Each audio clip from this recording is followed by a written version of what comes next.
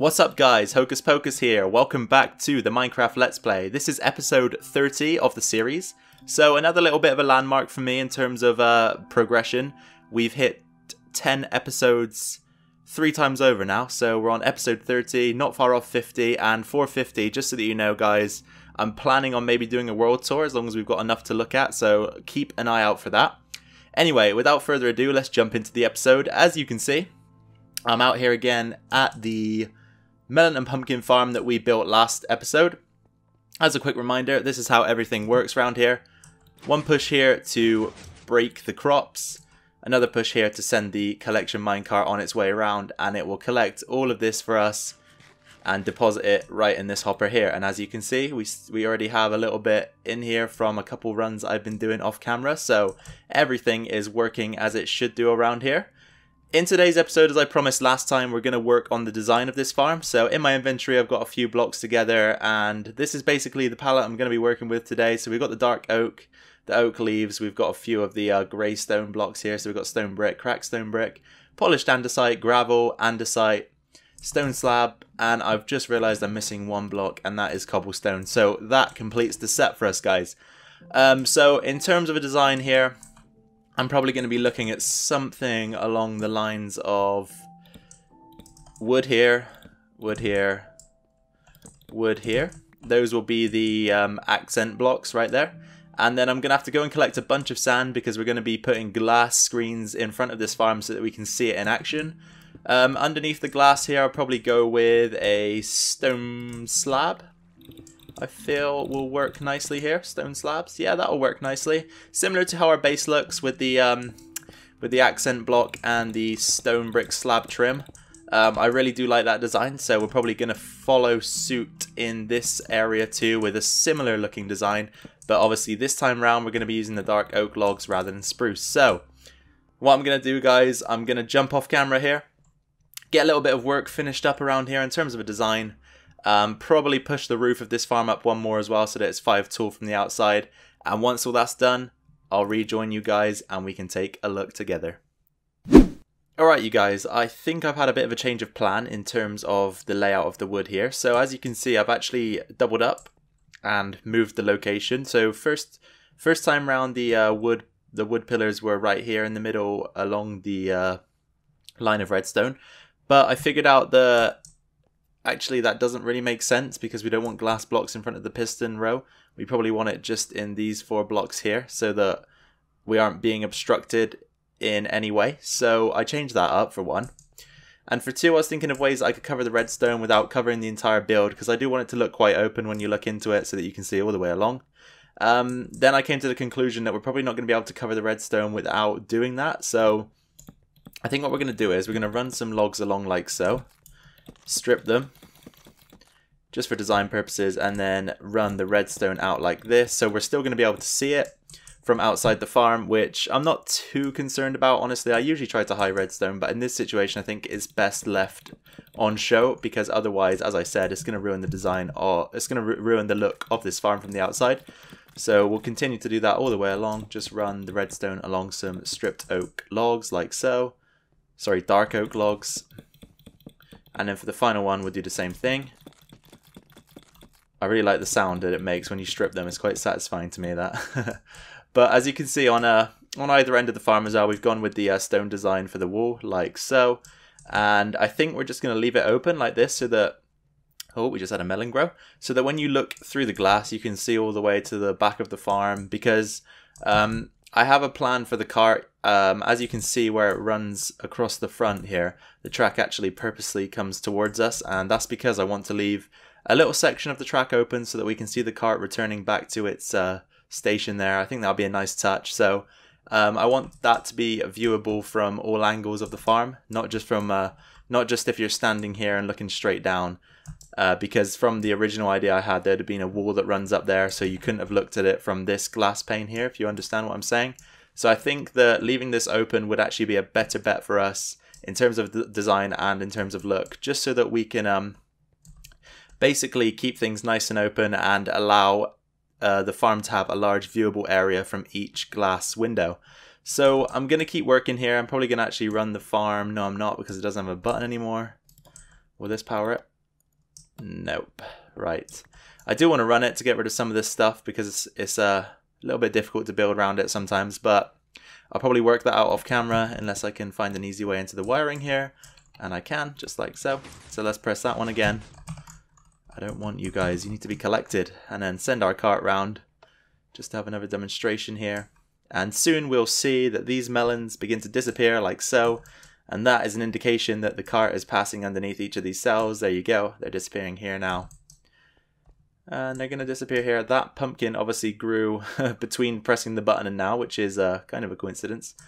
But it's no big deal, really. No big deal.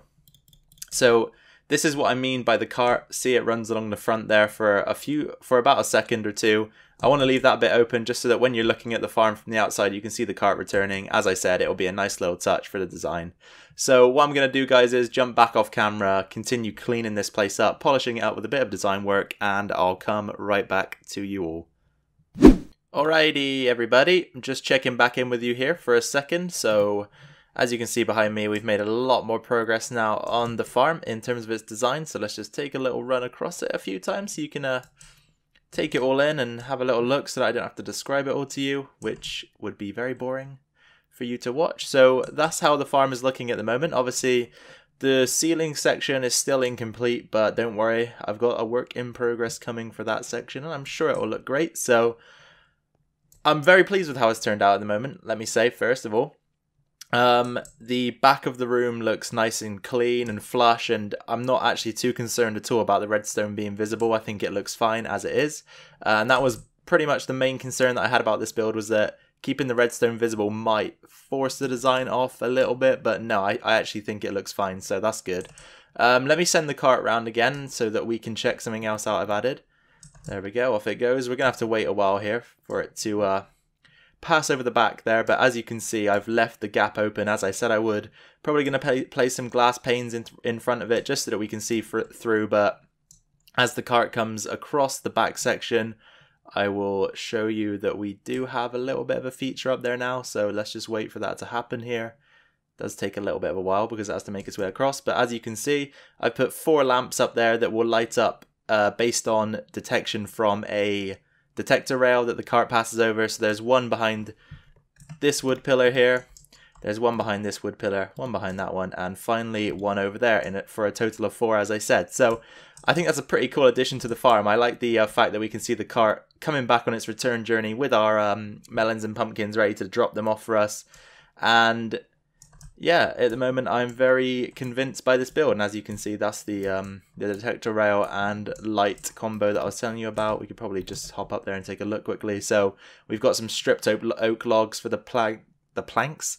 We got some stripped oak logs for the tracks to lay on, and as you can see, we have the detector rail with the light underneath for a small feature at the back there. So yeah, I think I've said this about 17 times now, but I'm very pleased with how this build's turned out. I'm actually, yeah, I'm very happy. So let's finish this up, you guys, and I will jump right back in to join you once more. Alright guys, we're back, and as you can see, I'm actually out in the desert. So what we've done is we've flown out about 1,500 blocks in both the X and the Z coordinates. There weren't any deserts around where I spawned, which is unfortunate for me, but now that we can fly, it's not too much of an issue, and we managed to find one. So upon arrival, I noticed this guy here, this temple, so we should dig in and see what we can get out of it, because I haven't been inside of one of these in a long time, I must say. So I'll be interested to see what sort of loot you can get out of them nowadays. Here, let me replace that. I don't want to kill this if possible. What should we do in terms of towering out of here? I don't know. Guess I'll fall in and see what happens. So, bunch of bones, some sand, and some rotten flesh. That's not very interesting. Another bunch of bones, some gunpowder, and a saddle. I mean, saddles we are completely oversupplied with, so we don't really need them. Bit of iron, some more gunpowder, some flesh, golden apple, and a Frostwalker book. Not too bad, I guess. An efficiency 1 book, pretty terrible. And a few more bits of junk. So, nothing too interesting here. Probably break this just in case. Don't want to risk doing something stupid to myself here. Let's just quickly organize our inventory, get a shulker box down, and we will stash a lot of this stuff in there for the time being. We could probably use the sand and the sandstone pillar out as a matter of fact, so let's do that. Grab my shulker box, eat a little bit, and let's get out of here. So essentially what I've came here for, guys, is to grab some sand, because as I said, we need a ton of glass for our melon and pumpkin farm. So that's what I'm going to be doing here for a moment. How do I get out of here? Is there another entrance, or can we go out the top again? I guess we'll go up another level. Okay, so as I was saying, I'm here for sand. Going to be collecting some of that. Once I've done, I'll make my way back to the base and we can join up and finish off the design for the pumpkin and melon farm. So catch you in a second. Alright, you guys, as I said, as soon as we were done in the sand area, they're called deserts. Yeah, so as soon as we were done in the desert, we came back to the base nice and safely and dropped off our sand, smelted a bit of it up into glass. So I've got 48 here in my inventory. We did get a ton more sand than that, but we probably won't need any more than 48 glass for this build. So that's how much I've got on me at the moment. We've done a little bit as well in terms of finishing up the farm. And I thought I'd just bring you guys back for the last stretch. So let's take a look at this thing. So we went with a similar leaf design for the ceiling as we did on the enchanting station. And I really like that, I've got to say. It does look quite good and quite natural, which is the theme I wanted to go with in this base. I wanted to incorporate nature into the build, so I really do like that. Now all we've got to do is throw in some redstone lamps, and then we can clear out the torches and place the glass, and hopefully that should polish off the build. So why don't we get to that, guys? First things first, I've actually placed down some redstone blocks. As you can see, there's one up there. These are going to power a few redstone lamps, 2 in each cell. They're always on the second row in of leaves, so 1 row, 2 rows. They're always on the second row from either side. So let's just throw all of these lamps in. There's going to be 8 in total. Hopefully that'll be enough to keep the farm adequately lit. I'm not entirely sure if it will, but we can always hope, right? There we go. So that's 4 in so far. We're halfway to getting this lit up, hopefully. Let's throw 1 up there. We're going to throw another one in on this end. Just in there should do the trick. Nope. It's going to have to go a bit higher than that, I think. Yeah, so up 1 more block. There we go. Nice and easy. And then for the final cell, we place 1 there. And 1 more right over here. So that completes the redstone lamp lighting of this build. So let's start to remove some torches now. We can get out as many as we possibly can. There shouldn't be too many. I think I had 4 per cell currently, just 2 on either side. So as long as we get rid of those, that should be all the torches dealt with. I just don't want mobs to end up spawning inside of this thing if I can help it. So if that does happen, I'll go inside and place some more lamps. Probably won't get you guys involved for that though, because it's not likely to happen in this episode. So yeah, I really like the way this turned out. Actually, the lighting isn't too overbearing. It's quite ambient actually. It looks quite cool. So let's place the glass in now. So we've got, how many windows have we got? We got 1, 2, 3, 4 windows, each containing 20 blocks. So we're going to need a total of 100 glass blocks. So let's just grab a few more out of our furnaces here so that we don't run out anytime soon. And we can just keep placing as we usually would. Like so. That's 2 finished. 2 more to go. There we go. That's the 3rd, and the final glass window will be complete right about now. So there we go, guys. That is the melon and pumpkin farm, tidied up, cleaned up, and complete. And I tell you what, I'm very proud of this build. I think it's one of the best we've got so far in the world. Just the combination of the stone bricks, the dark oak is definitely my favorite wood texture in the game by far. The combination of the bricks, the dark oak, and the grey stone blocks looks really good. And then we've got the stone block arches that go between the pistons, and alongside all of that we've got this really vibrant green oak leaf tone that just adds a nice touch to the build, finishes it up, and allows us to do what we want it to do in terms of incorporating nature into our build. So I really do like how this has turned out, guys, and I'm glad that we finally got this done, because I think as soon as I went into that abandoned mineshaft and found the melon seeds, I had one of you guys commenting that I need to put them to use, so that was probably around episode 10, so that was a while back now, and it's taken me this long to actually put them to use. So let's just fire off this farm one more time. There we go. Let's just check that everything has worked in the way it should. There we go. You can see all the pumpkins and melons have been pulverized by the pistons. Now we can send the cart on its way and off it will go. Let's just keep an eye on the entities, and you can see they're disappearing right now, which means that the cart is doing its job. These ones should be next to go. There you go. They're all disappearing. Now we got some pumpkins that should be about to go down into the cart. They have done exactly that. And then the final cell of pumpkins will be collected before the cart comes back towards its station. And there you go. Look, you can see the lights going off there in the back. That looks really cool. And then the cart arrives back and deposits the loot from the farm. So I mean, this thing does output quite a lot of melon and quite a lot of pumpkin, so the rates are going to be quite good for it. It's probably not the most efficient, and I'm not really too fast either because I think it looks great and we've done a nice job there. So let me pop off camera one more time, guys. We have got a little bit more to think about here in terms of just polishing up little bits like this. Here you see there's some redstone visible there. There's some the cart station at the back there also needs some work, but I'm going to pop off camera here, see how long we've gone so far in this episode. And if we've got time, then we will do a little bit more work here, so I'll catch you in a second.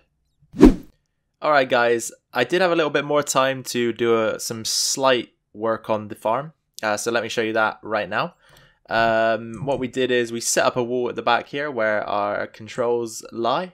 So the left hand button is what fires the farm, the right hand button fires the cart, and when they release the new update for signs where we can make dark oak signs, I'll probably place some signs with some instructions here and here just so that we can remember in the future, and then if I ever release this world for download, you guys will have no issue working out which button does what.